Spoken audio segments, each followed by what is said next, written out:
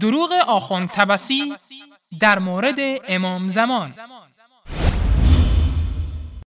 آخوند طبسی میگوید امام زمان دین جدید و کتاب جدیدی نمی آورد و ما روایاتی که چنین گفته باشد نداریم.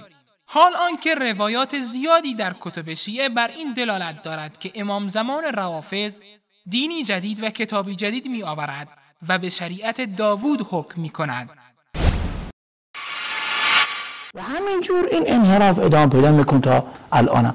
و امام زمان علیه السلام وقتی که ظهور میفهمد اسلام واقعی را، نه اینکه دین دیگری بیارن، نعوذ بالله، نه اینکه قرآن دیگری بیارن، نعوذ بالله، کسی از روایت به این معنا ما نداریم که دین جدید بیارن یا قرآن جدید بیارن. همون دین اسلام را، همون قرآن را احیا میکنن، ولی نه طبق تفسیرها و فهمها و قرائتها و برداشتهایی که حکومتها به نفع خودشون برداشت کرده بودن.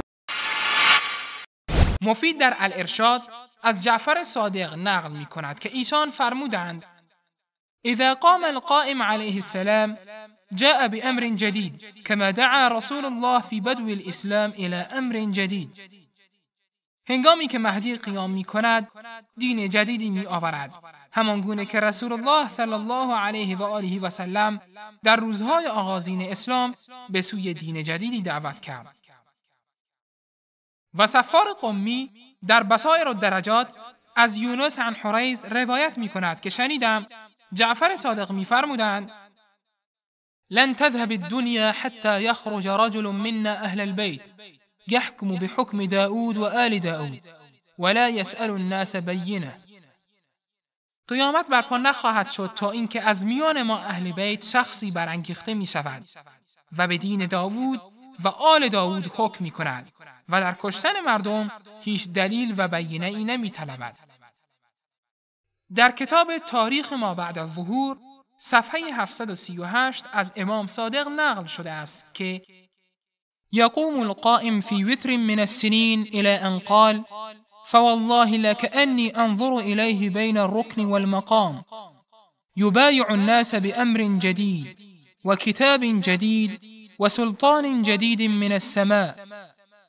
امام زمان در یکی از سالهای فرد ظهور می کند و به الله سوگند گویا من او را بین رکن و مقام مشاهده می کنم که از مردم برای دین جدید و کتاب جدید و حکم جدیدی از آسمان بیعت می‌گیرد. دروغ انسان و ملعون خدا و فرشتگان میکنه. مگه معقول کسی که ملعون خدا و فرشتگان شده این انسان به یک وسعتی، به یک نعمتی برسه؟ محاله. دقت کنید آقایان بزرگوار، آقایان کارشناسا، حرفی نزنید که آبرو حیثیت شما در سطح بین الملل بره. کاری نکنید که کوس رسوایی شما حتی عرشیان و فرشیان را هم مبهوت بکنه.